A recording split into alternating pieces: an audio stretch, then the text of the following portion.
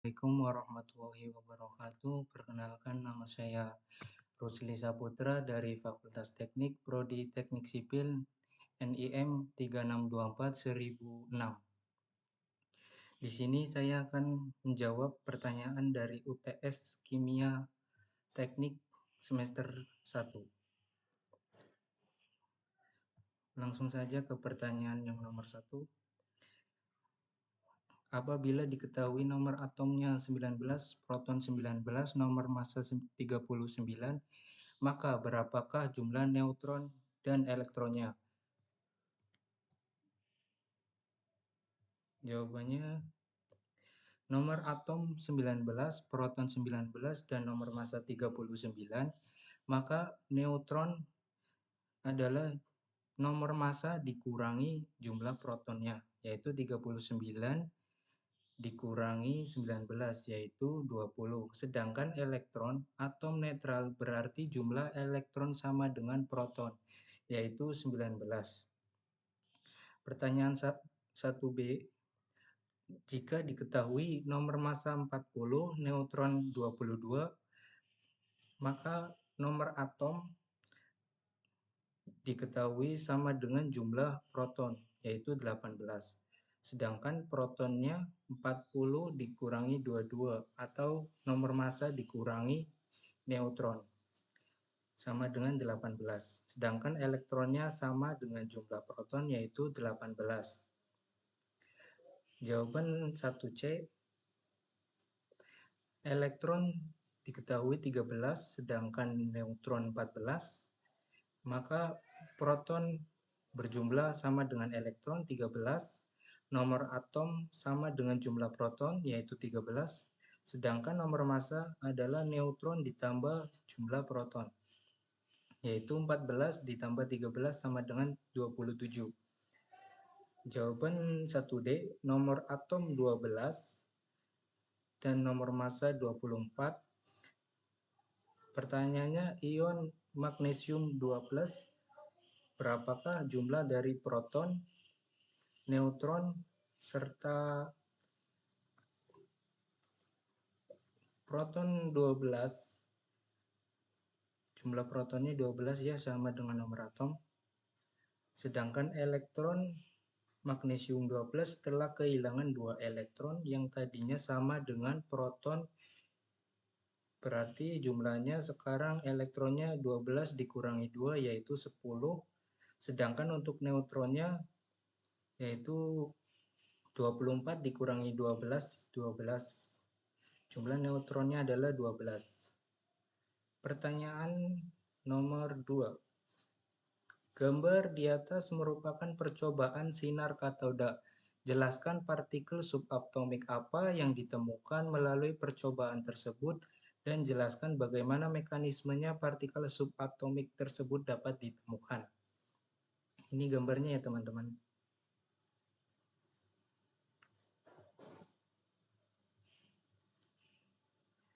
Baik, jawaban singkatnya, percobaan sinar katoda yang terkenal di atas adalah dilakukan oleh J.J. Thomson pada akhir abad ke-19. Melalui eksperimen ini, Thomson menemukan elektron partikel subatomik yang membawa muatan negatif. Sedangkan untuk mekanisme percobaan sinar katoda tersebut, pertama, tabung sinar katoda. Percobaan dilakukan menggunakan tabung sinar katoda, sebuah tabung kaca yang hampir seluruhnya vakum dengan sedikit gas yang tersisa. Di dalam tabung tersebut terdapat 2 elektroda, katoda untuk negatif, sedangkan anoda untuk positif. Pembentukan sinar katoda. Ketika tegangan tinggi diterapkan antara katoda dan anoda, sinar terlihat keluar dari katoda dan bergerak menuju anoda. Sinar ini disebut sinar anoda.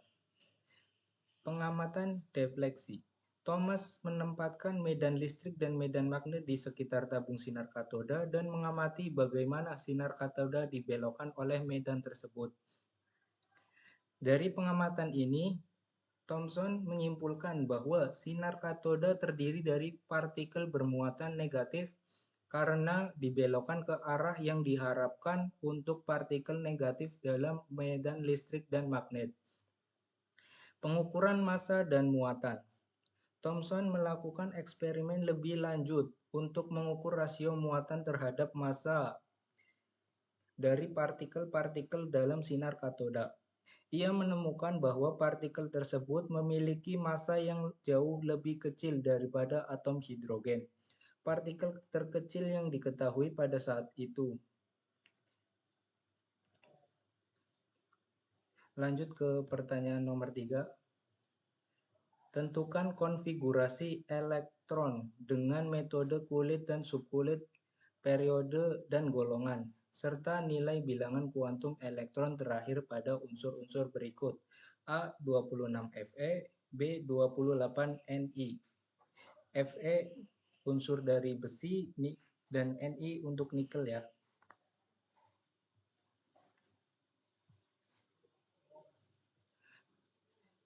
26 Fe atau besi konfigurasi elektronnya untuk metode kulit 2, 8, 14, 2.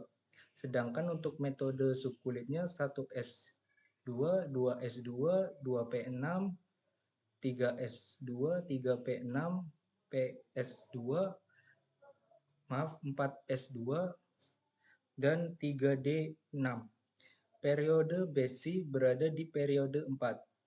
Golongan besi atau Fe berada di golongan 8B atau golongan 8 menurut sistem golongan lama dalam tabel periodik. Bilangan kuantum elektron terakhir. Elektron terakhir masuk ke subkulit 3D6. 28 Ni atau jawaban nomor 3B. Nikel. Konfigurasi elektron untuk metode kulitnya 2, 8, 16, 2. Metode subkulit 1s2, 2s2, 2p6, 3s2, 3p6, 4s2, dan 3d8 untuk paling luarnya. Periode nikel berada di periode 4. Sedangkan golongan nikel berada di golongan 10B atau golongan 10 menurut sistem golongan lama dalam tabel periodik. Bilangan kuantum elektron terakhir untuk nikel itu sendiri ke subkulitnya 3D8. Lanjut ke pertanyaan nomor 4.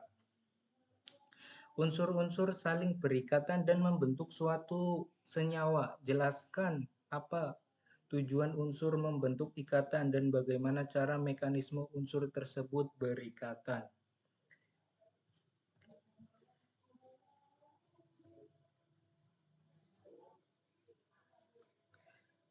Untuk jawaban sederhananya, unsur-unsur membentuk ikatan kimia untuk mencapai keadaan yang lebih stabil. Tujuan dari pembentukan ikatan adalah untuk mencapai konfigurasi elektron yang lebih stabil. Biasanya menyerupai konfigurasi elektron gas mulia yang memiliki kulit valensi penuh. Berikut adalah beberapa tujuan dan mekanismenya di balik pembentukan ikatan kimia.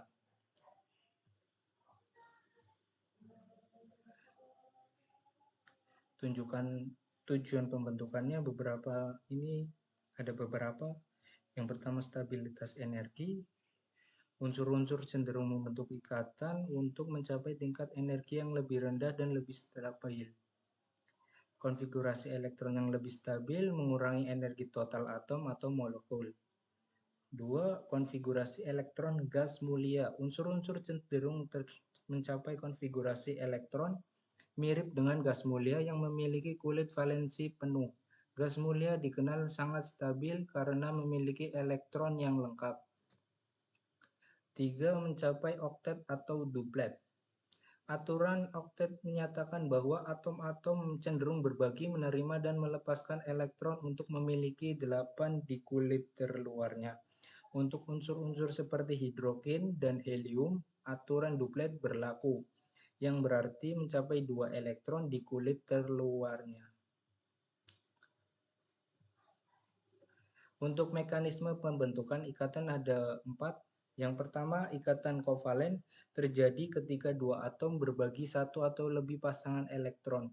Ikatan kovalen umumnya terjadi antara unsur-unsur non-logam, contohnya seperti molekul di mana oksigen berbagi elektron dengan dua atom hidrogen. Dua, ikatan ionik terjadi ketika satu atom melepas satu atau lebih elektron dan atom lain menerima elektron tersebut, menghasilkan ion positif dan negatif yang saling tarik-menarik. Ikatan ionik umumnya terjadi antara logam dan non-logam seperti natrium klorida, di mana natrium melepaskan satu elektron dan menjadi Na+, sementara klorin menerima elektron dan menjadi klorida. 3. Ikatan logam terjadi ketika atom-atom logam membentuk jaringan ion positif dalam larutan elektron yang bergerak bebas. Ini memungkinkan logam memiliki sifat-sifat konduktivitas listrik dan termal yang tinggi serta fleksibilitas. 4. Ikatan hidrogen. Ini adalah ikatan lemah yang terjadi ketika atom hidrogen yang terikat ke atom elektronegatif seperti oksigen atau nitrogen menarik atom elektronegatif dari molekul lain. Contoh ikatan antara lain molekul air H2O yang membentuk ikatan hidrogen antar molekulnya. Lanjut ke pertanyaan nomor 5. Sebanyak 4,8 gram magnesium direaksikan dengan asam klorida menghasilkan gas hidrogen yang mudah terbakar. Reaksi yang terjadi adalah magnesium S plus hidrogen klorida EQ magnesium seperti inilah. Magnesium klorida 2 AQ plus H2G. Kira-kira seperti inilah reaksi yang terjadi.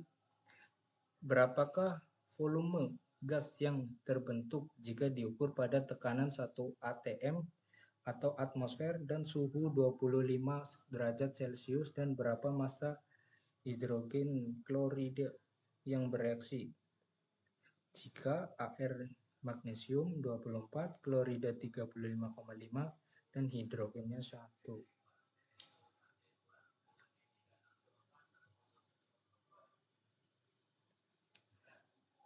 Langkah pertama adalah menentukan jumlah mol magnesium yang bereaksi. Jumlah mol magnesium adalah massa magnesium Er 4,8 gram 4,8 gram dibagi 24 gram mol sama dengan 0,2 mol. 2. Menentukan jumlah mol HCl yang diperlukan. Reaksi kimia.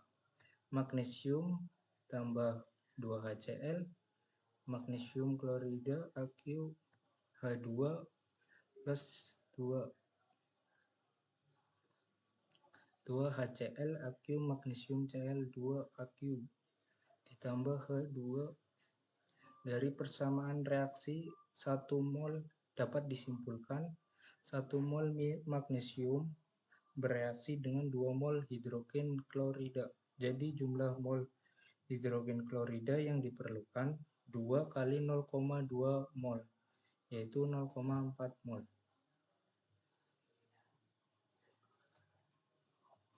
3. Menentukan massa hidrogen klorida yang bereaksi. Massa HCl rumusnya jumlah mol HCl kali mR HCl atau massa HCl. Jumlah mol HCl dikali mR HCl. Seperti ini rumusnya. Hasilnya yaitu 1 ditambah 35,5 sama dengan 36,5 gram mol. Sehingga massa HCl sama dengan 0, kali 4 mol kali 36,5 gram mol 36,5 G mol sama dengan 14,6 gram. Massa Cl 0,4 36,5 gram mol 14,6 gram. 4. Menentukan volume gas hidrogen H2 yang terbentuk.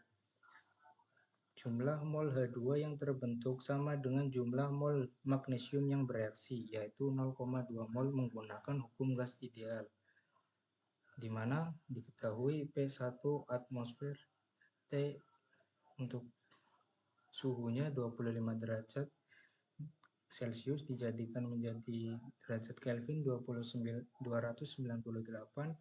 R-nya 0,0821 liter. Untuk Kp-nya 1 atm. Ini untuk diketahuinya. Langsung saja ke penghitungan volumenya, yaitu 0,2 mol kali 0,0821 liter atm mol K dikali 298 K atm 4,89 LV. P-nya 0,2, sedangkan 0,0821 liter adalah atm mol K. Dan hasilnya adalah ini 4,89 liter. Kesimpulan dari pertanyaan nomor 5 ini, massa hidrogen klorida yang bereaksi adalah 14,6 gram. Sedangkan volume gas hidrogen atau H2 yang terbentuk adalah 4,89 liter. Terima kasih, mungkin itu saja jawaban dari saya. Jika banyak salahnya, mohon maaf. Wassalamualaikum warahmatullahi wabarakatuh.